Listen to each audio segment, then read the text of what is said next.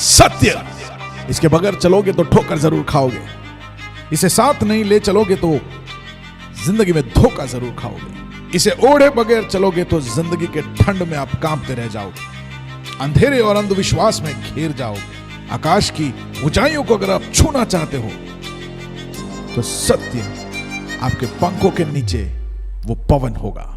सत्य क्या है? अगर बाइबल कहता है कि आकाश और पृथ्वी टल जाएगा लेकिन ये वचन टलेगा नहीं। अरे क्यों बाइबल पे ही विश्वास करें? क्या और कुछ सत्य नहीं है?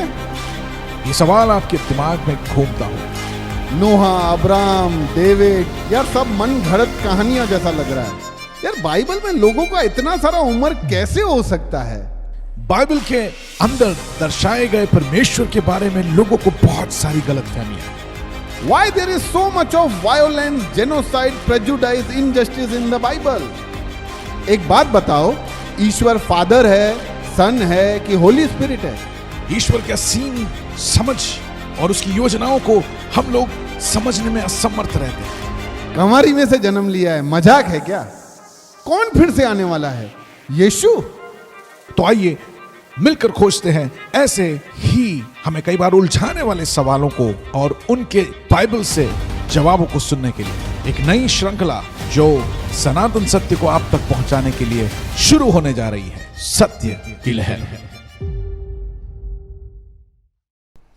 हेलो गिरीश भाई, वेलकम। कैसे हो? एकदम फैंटास्टिक कन्नत भाई। आप बताओ, कहाँ खो गए थे? सब ठीक है, थोड़ा बिजी हो गया था शेड्यूल। ओके। पर फिर से मिले तो अच्छा लग रहा है। हाँ, ऐसे लास्ट वीक मिले नहीं तो ऐसा लग रहा था कि काफी सारा टाइम निकल गया है। हमें मिस नहीं करना चाहिए। हाँ सही बात है, क्योंकि अभी स्लोली ग्रेजुअली एक्साइटमेंट और नई नई बातें और जानने को मिलती है तो मजा आता है। अब क्या है, मजा तब बढ़ जाता है व्हेन वी शेयर। और अगर गैप बढ़ता है तो थोड़ा ज्यादा भी पढ़ाई हो जाता होगा। हो ही जाता है ना। इसलिए मैंने अभी 2-3 बुक्स तो पढ़ी ली है, बस आपसे डिस्कस करना बाकी रह गया था। Very good, very good. तो अपने ने डैनियल, एजेकियल और ये सब खत्म किए। अभी जो नया बुक मैंने अभी रीड किया वो था होजिया, और रीड किया तो मज़ा आया पढ़ के। बहुत सारी बातें थोड़ी सी ऐसे लगी कि यार ऐसा कैसे, और काफ़ी सारे सवाल भी निकले, और 2-3 चीज़ें शायद मैं समझा सही हूँ कि नहीं वो आपसे डिस्कस करूँगा। तो लेट मी स्टार्ट विद की वंडरफुल, लेट्स गो। होजाया यानी है तो प्रॉफिट ही, बट यानी उसके बारे में और थोड़ा डिस्क्रिप्शन अगर मुझे चाहिए तो कैसे होजाया के बारे में? होजिया वर्ड जो है, उसका नाम जो है वो उद्धार से मिला हुआ है। ओके। होजिया और योशुआ और यीशु, ये सारे वर्ड्स सारे connected, just very close relative words है, और सबका नाम का मतलब सैल्वेशन और सेवियर और ऐसा ही है। तो Hosea is very special name Bible में देखे तो। और यहाँ पर हम देखते हैं कि एक नॉर्मल फैमिली से ही आता है, लेकिन एक परमेश्वर ने इसको चुना है, एक भविष्यवक्ता है, और ये इजराइल देश का भविष्यवक्ता है। और ये आखिरी भविष्यवक्ता है ये सीजन के लिए, क्योंकि यहाँ पर अब इन लोग असीरियंस के अंदर, अब हम इनके अंदर जाने का जो टाइम है वो आ चुका है। और इजराइल किंगडम जो है पाप में इतना गिर चुका है, और वो पाप में काफ़ी सालों से वो परमेश्वर से दूर हो चुके हैं। और ये टाइम पे परमेश्वर इनके लिए संदेश भेजता है, एक पवित्र परमेश्वर होने के नाते, और एक न्यायी परमेश्वर, और एक प्रेमी परमेश्वर। ये 3 सब्जेक्ट हम ये पूरे बुक में हम देखेंगे। और ये जो गॉड्स एट्रीब्यूट और इसका नेचर है, गॉड यहाँ पर वो दिखाता है कि तुम भले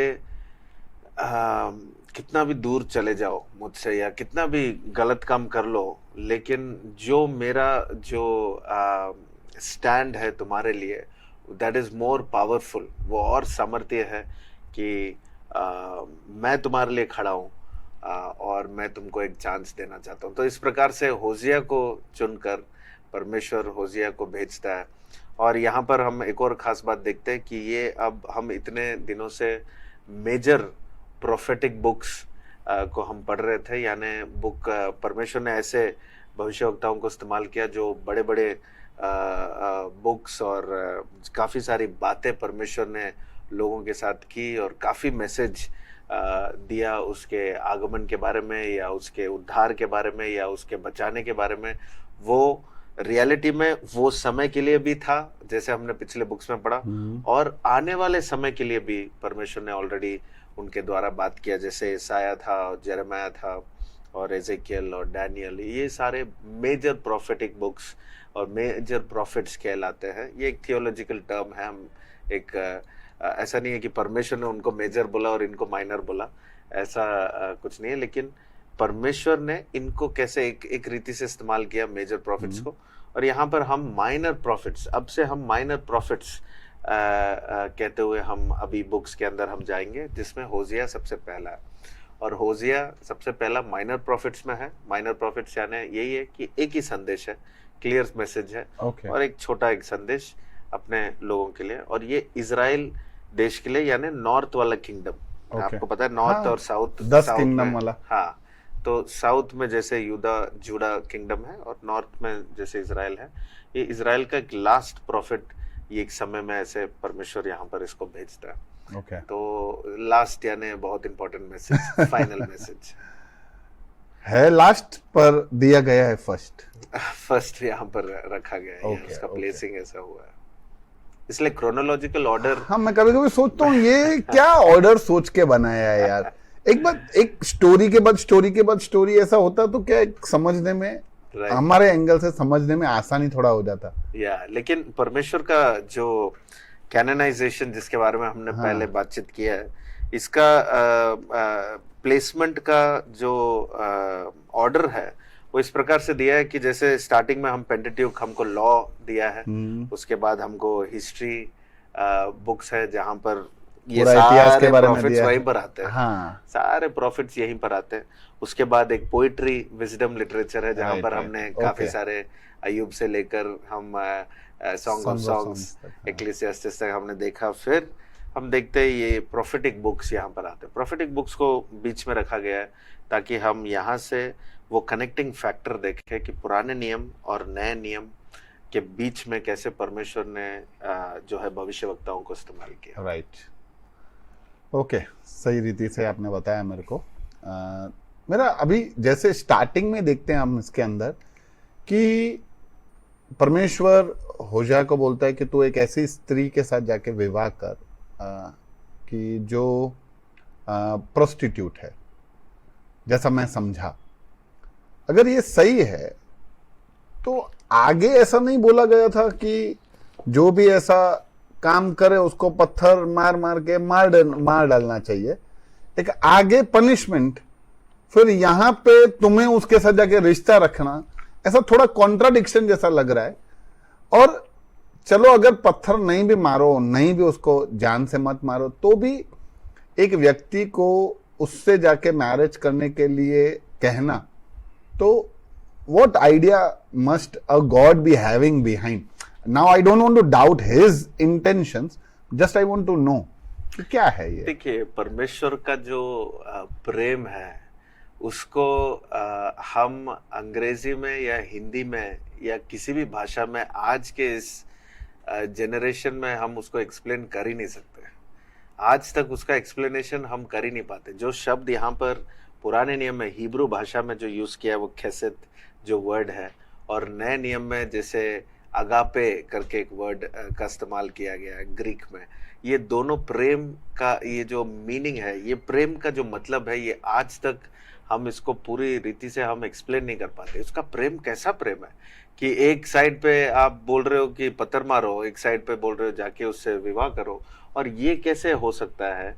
जैसे आपने सवाल पूछा, परमेश्वर का जो प्रेम है वो अपने स्टैंडर्ड तो उसने दिखा दिया कि देखो ये सही है, ये गलत है, लेकिन उसके साथ साथ वो अपने प्रेम का जो सामर्थ्य है वो भी दिखा रहा है कि तुम जितना गलत हो उससे भी सामर्थ्य मेरा प्रेम है। तो मेरा प्रेम जो है वो कहीं तक भी पहुंचकर तुम्हें बाहर ला सकता है। तो उस प्रकार से एक उदाहरण रूपी से परमेश्वर जो है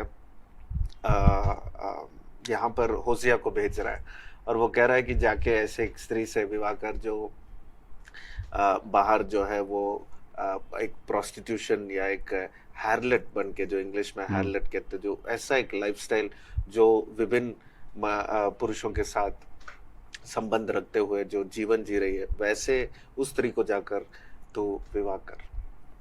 what idea है अभी, मतलब what God wants to prove, परमेश्वर क्या दिखाना चाहता है? ऐसा किसी को एंकरेज, भाई पहाड़ चढ़ाने को एंकरेज करे तो समझे, बट परमेश्वर का क्या सोच क्या है बिहाइंड दैट, कि क्या उस चीज के लिए? तो देखिए, भविष्य वक्ताओं को परमेश्वर ने बहुत ही एक अनोखे रूप से इस्तेमाल किया है। या जैसे प्रचारक, और आज जो कोई अगर स्पीच दे, कोई टॉक देता है, मोटिवेशनल टॉक हो या सत्संग जैसा एक माहौल में भी जो बाइबल से अगर बात कर रहे हैं, परमेश्वर के वचन को बोल रहे हैं, तो वो टॉक और स्पीच वो अलग होता है, प्रीचिंग और टीचिंग जो है वो अलग है। okay. लेकिन प्रॉफिट्स, जो भविष्यवक्ताओं का जो परमेश्वर का इस्तेमाल करने का तरीका, और आज जैसे भविष्यवक्ता है जो कहते हैं कि मैं भविष्यवक्ता हूँ, मैं भविष्य बताता हूँ, जो कहने वाले जो लाइफस्टाइल है उसमें काफी अंतर है। परमेश्वर के भविष्यवक्ता है, उनके जीवन को परमेश्वर इस्तेमाल करता है एक संदेश देने के लिए। okay. उनके बोली से ज्यादा उनका जीवन से दिखता है Absolutely. कि परमेश्वर क्या व्यक्त करना चाहता है। अगर आपको याद है तो पहले परमेश्वर ने यिर्मयाह को भी ऐसे इस्तेमाल किया। यिर्मयाह को उसने बोला कि तू शादी नहीं करेगा। करेक्ट। तू शादी इसलिए नहीं करेगा क्योंकि तू जैसा शादी नहीं करे और तू बैचलर रहेगा, वैसा ही मेरा अभी स्टैंड है, मेरा फीलिंग ऐसा ही है कि मेरे लिए कोई है ही नहीं। मैंने जैसे एक दूल्हा अपने दुल्हन को कैसे ढूंढ के वो अपने पास ले आता है, उस प्रकार से जैसे एक दूल्हा दुल्हन को ढूंढता है, वैसे मैं यहाँ पर खड़ा हूँ और दुल्हन मेरे पास है ही नहीं। और ऐसे ही तुझे जीना पड़ेगा और जीकर तुझे दिखाना है कि मैं क्या कहना चाहता हूँ लोगों के साथ, कि मेरा जो दुल्हन है वो है ही नहीं मेरे पास और मुझे बैचलर रहना पड़ रहा है। तो यिर्मयाह को बैचलर जीना पड़ा ताकि वो परमेश्वर के बैचलर स्पिरिट में दिखा सके। okay. और ऐसा पूरा लाइफ यिर्मयाह को जीना पड़ा। और उसने काफी, वो वीपिंग प्रॉफिट आपको याद है तो हमने उसके बारे में काफी देखा।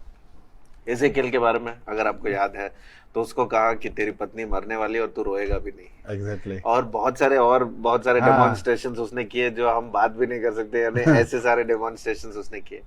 तो परमेश्वर जो है यहाँ पर होसिया को कहता है कि तू जाकर ऐसे स्त्री से शादी कर जो बहुत सारे पुरुषों के साथ संबंध रखती है।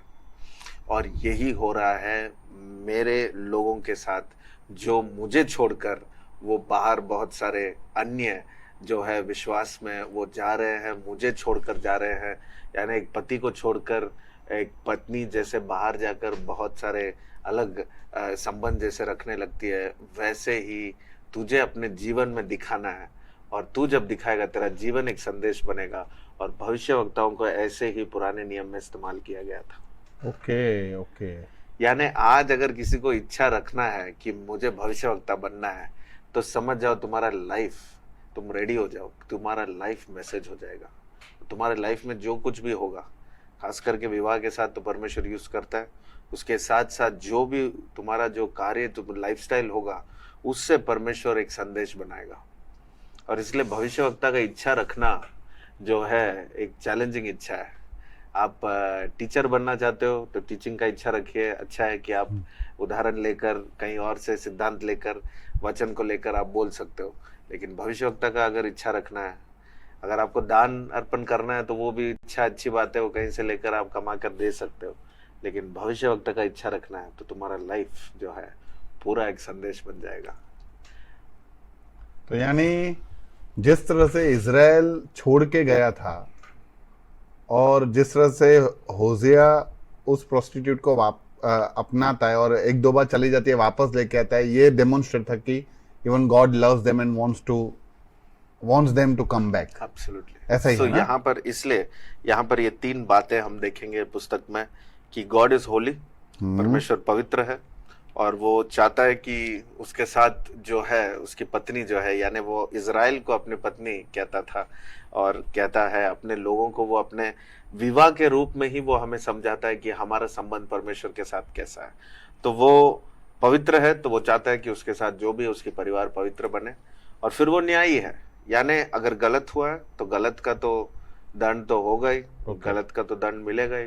रिपेंटेंस अगर नहीं हुआ तो जजमेंट होगा। तो वो भी वो ये पुस्तक में दिखाया गया।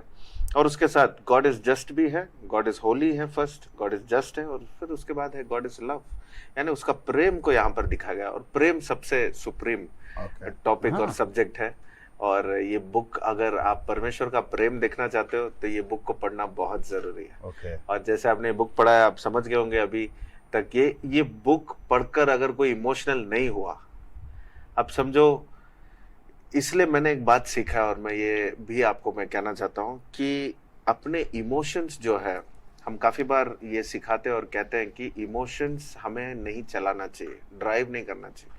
क्योंकि जब इमोशन से हम सारे फीलिंग से अगर कुछ करने लगते हैं, जो आजकल पूरे संसार में हम देख सकते हैं कि लोग कहते हैं ये तो फीलिंग है, चलो ना इसका फीलिंग है तो करने दो, इसमें हमारी क्या गलती है, किसी को हर्ट नहीं कर रहा है, इसका फीलिंग है तो चलाने दो।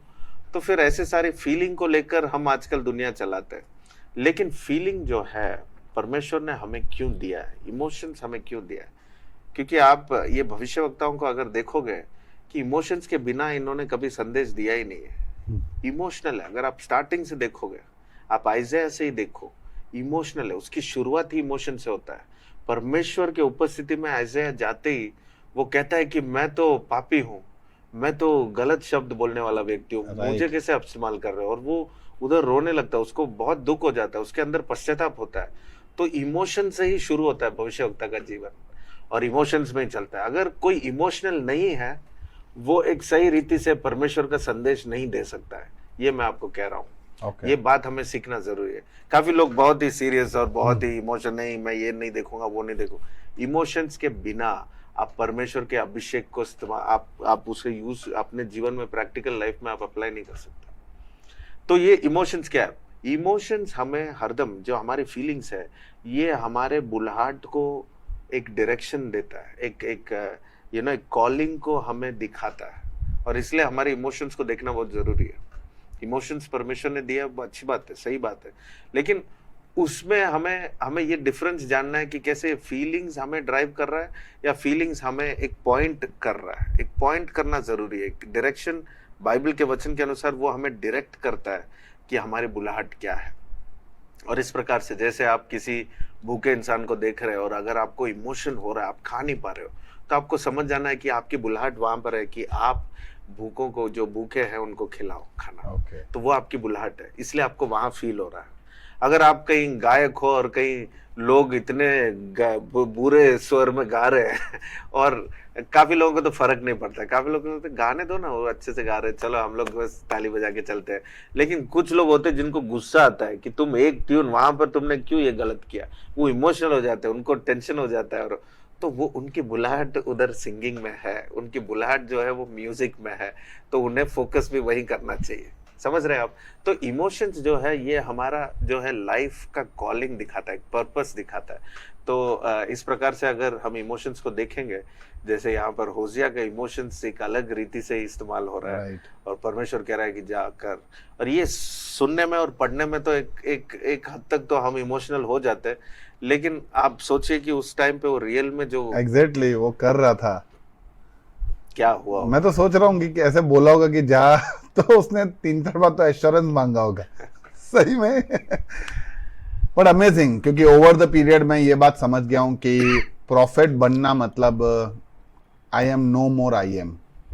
अब जो बस आप बोलो, मैं I will work like that, कि आप बोलो your word is my command, ऐसा करके तुम बोलोगे मैं वैसा कर दूंगा, will not have a second thought. Absolutely मजेदार है, वैसे बहुत ही चैलेंजिंग कॉल है ये तो। वेल वहां पे एक 4th चैप्टर में मैंने देखा, वहां पे एक स्टेटमेंट था, कॉम्प्रीहेंड तो मैंने कर लिया, पर फिर भी मैं आपका उसके ऊपर व्यू जानना चाहता हूं कि because of the lack of my knowledge my people are destroyed, क्योंकि मेरे ज्ञान के न होने की वजह से मेरी प्रजा नष्ट हो गई। तो कौन सा ज्ञान जिससे the people are getting destroyed, और क्या वो आज भी एप्लीकेबल नहीं है? आज भी एप्लीकेबल है, आज भी इतना ही एप्लीकेबल है जितना परमेश्वर ने होशिया की किताब में वहां पर बताया। और वो भी खास करके वहां पर परमेश्वर जो है अपने लोगों को वो कह रहा है, और खास करके याजकों के लिए वो कह रहा है कि my people this priests they are destroyed because of lack of knowledge.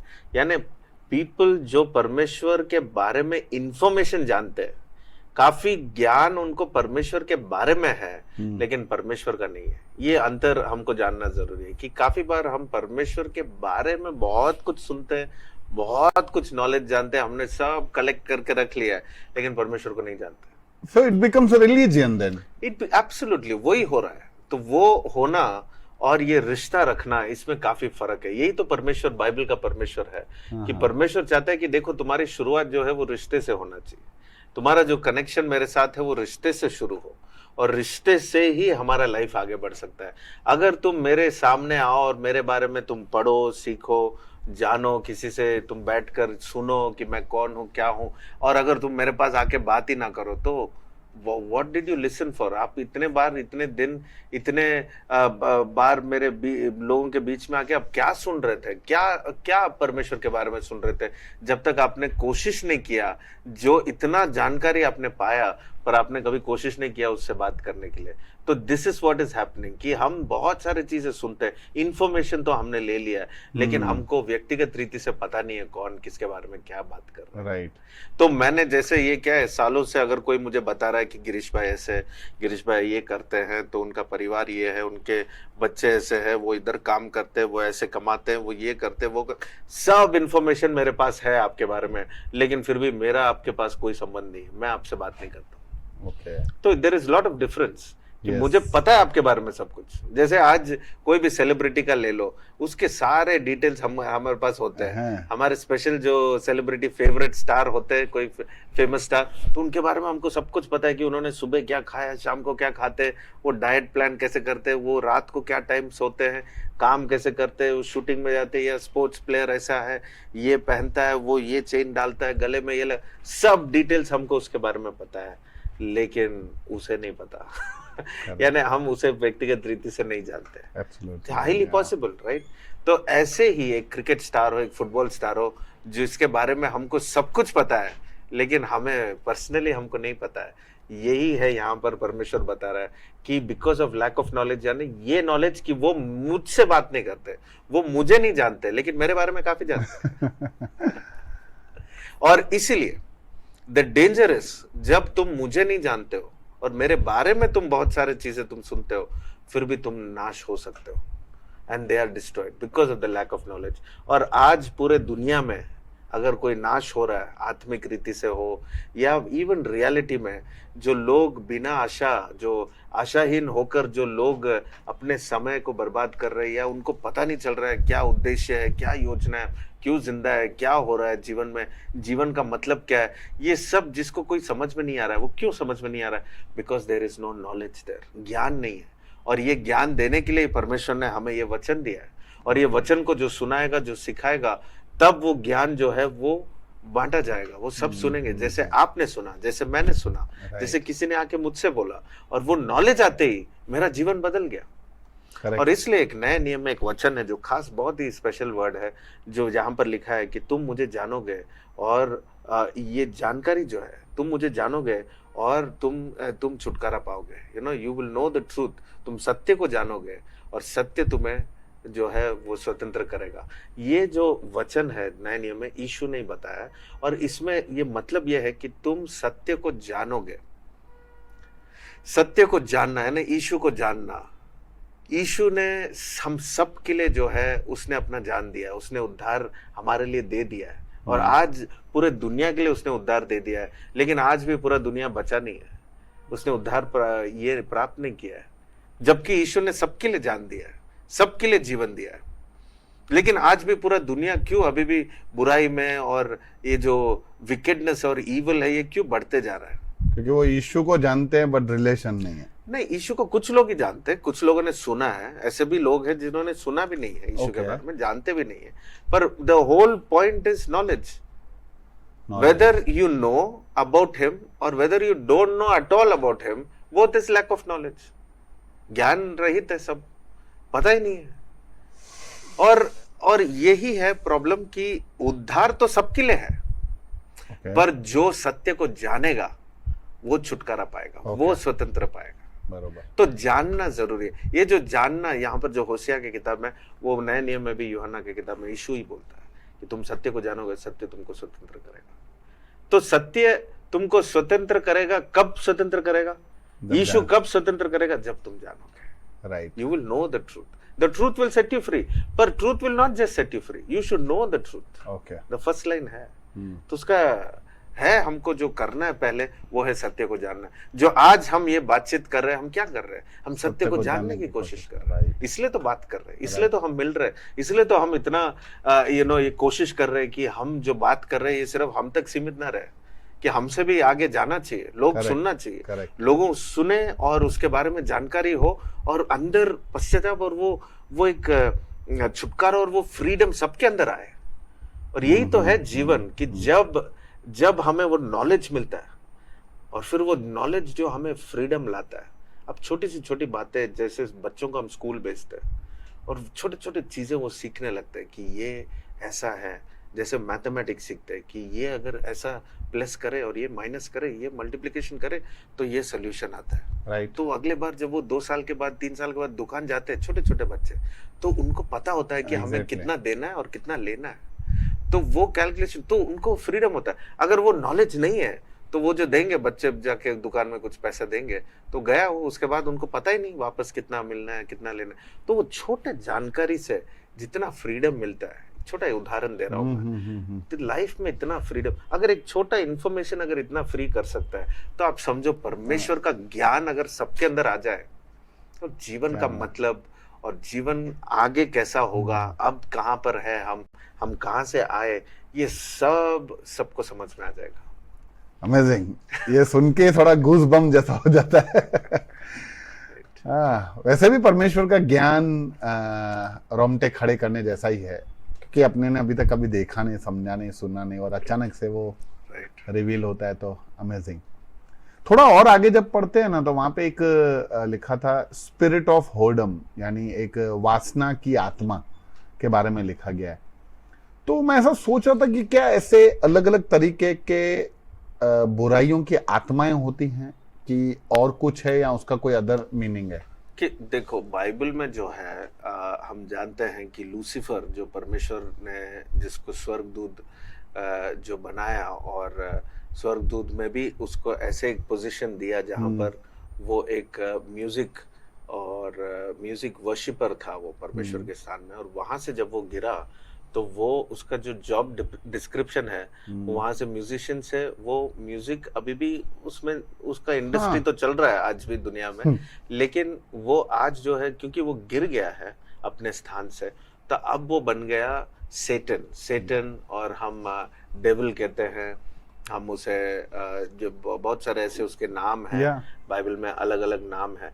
तो डेविल जो है और सेटन जो है, ये सारे जो है उसके जॉब डिस्क्रिप्शंस है. ये उसके नाम नहीं है. नाम तो उसका लूसीफर ही है. लूसीफर यानी लाइट कैरियर है, लाइट बेरर है. पर उसका जो काम है आज, वो अलग अलग काम करता है, वो गलत काम करता है, और वो चीफ है. पर उसके साथ जो डिमोनिक स्पिरिट्स है, उसके साथ जो अशुद्ध आत्माएं हैं, अब ये सब, इनको भी तो काम चाहिए, इनको भी तो कुछ करना है. सबका जॉब डिस्क्रिप्शन तो है. देखो, आत्मिक रीति से अनएम्प्लॉयड कोई नहीं है. आत्मिक रीति से सबको एम्प्लॉयमेंट है पक्का. आप और मैं जब हम आत्मिक जीवन, अपने स्पिरिचुअल लाइफ जब जीने लगते हैं, तो हम सबका इतना बड़ा बड़ा जॉब डिस्क्रिप्शंस है जो हमें आत्मिक रीति से करना होगा. इस दुनिया में हमें करना चाहिए. वो जैसे हम अभी ये सारे इंकरेजमेंट और ये सारे लर्निंग जो हम कर रहे हैं, ये आत्मिक रीति से हम लर्न कर रहे हैं, ताकि आत्मिक जीवन जो है हमारा, ये और अच्छे से हम जिए, और हमसे ये प्रभाव जो है हमारे अंदर नहीं, लेकिन हमसे स्प्रेड होते जाए. तो ये जो है आत्मिक रीति, there is a job in this, we have to do this. ये हमारा काम है. और अगर जो अच्छे जो एक आत्मिक जीवन जीने के लिए जो हम इतना काम कर रहे हैं, हम इतना कोशिश कर रहे हैं, आप सोचो अशुद्ध आत्माएं थोड़ा ना ऐसे बैठे रहेंगे, उनका भी तो काम है।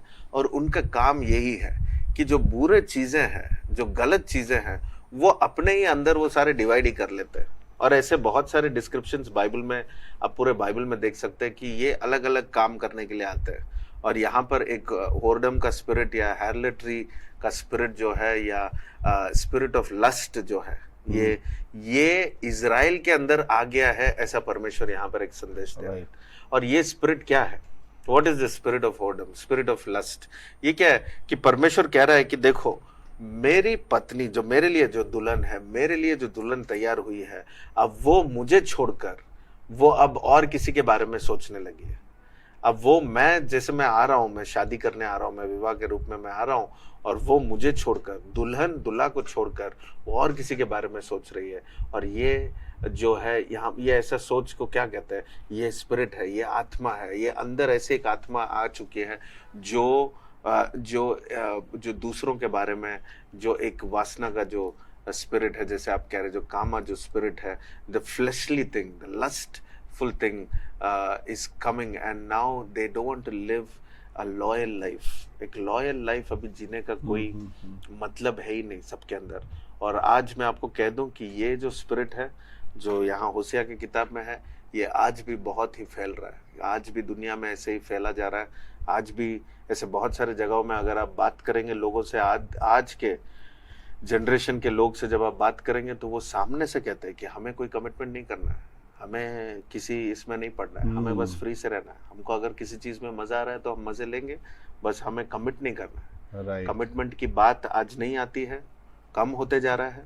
लॉयल्टी की बात तो वो भी कम होते जा रहा है। अब देखेंगे कि ये आत्मा जो यहाँ पर है, वो आज भी बहुत फैल रहा है।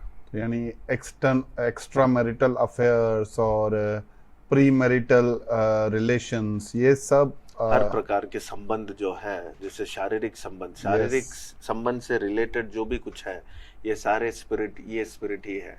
और जैसे ये तब है, तब था, आज भी ये स्पिरिट है, और आज भी ये काम कर रहा है, हमारे आस पड़ोस में ही काम कर रहा है। इसलिए हम सबको सतर्क रहना है। We have to be alert. और बाइबल बार बार कहता है कि ये सारे संदेश जो है, होशिया को परमेश्वर ने इस्तेमाल किया इजराइल देश से बात करने के लिए, और ये सिर्फ इजराइल देश के लिए नहीं है। आज आत्मिक रीति से जब आज हम बाइबल पढ़ते हैं, तो ये संदेश हमारे लिए भी है, that we must be careful. क्या हम परमेश्वर के साथ कमिटेड है?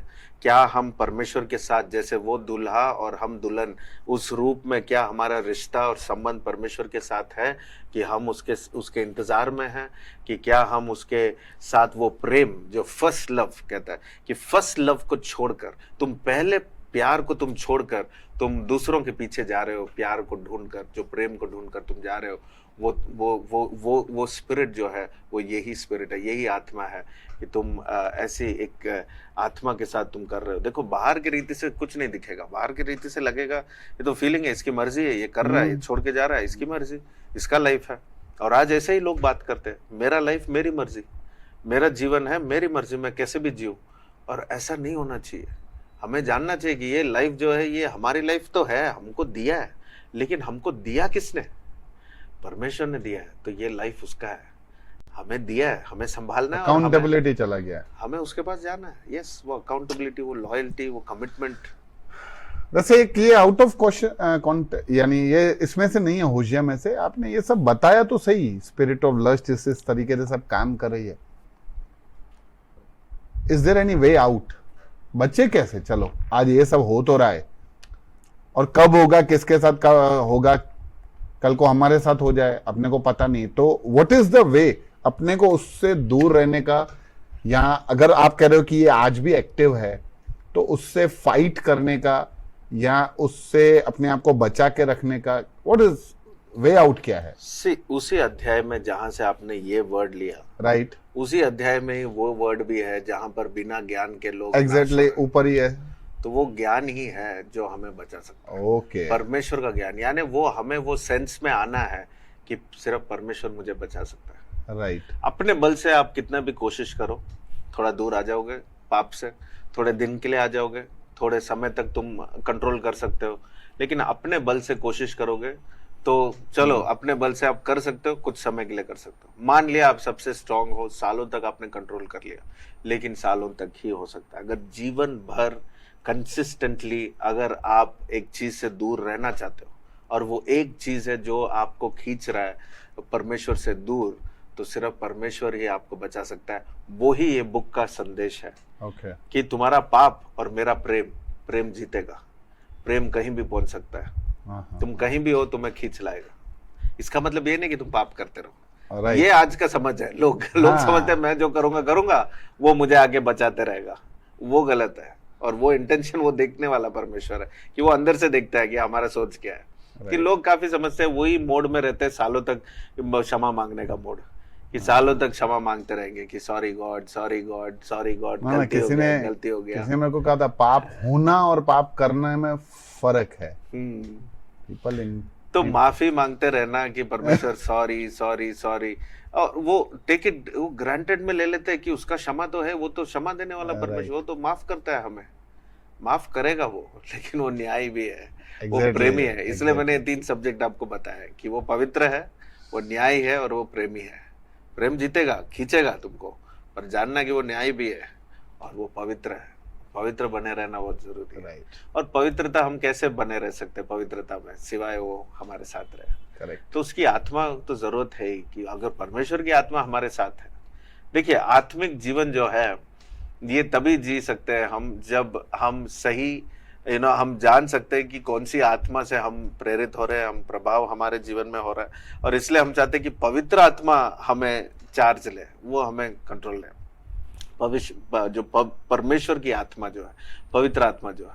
और अगर पवित्र आत्मा को आपने जगह नहीं दिया तो बाकी आत्माओं को आपको बुलाने की जरूरत ही नहीं है। बाइबल में वो भी समझाया गया है कि आपको किसी और को बुलाने की जरूरत ही नहीं है। ये तो उदाहरण के लिए स्विच के समान है। जैसे हम रोशनी को लाते हैं, स्विच तो लगाते हैं हम रोशनी को लाने के लिए और रोशनी को जाने के लिए। वैसे स्विच नहीं है अंधेरे को लाने के लिए।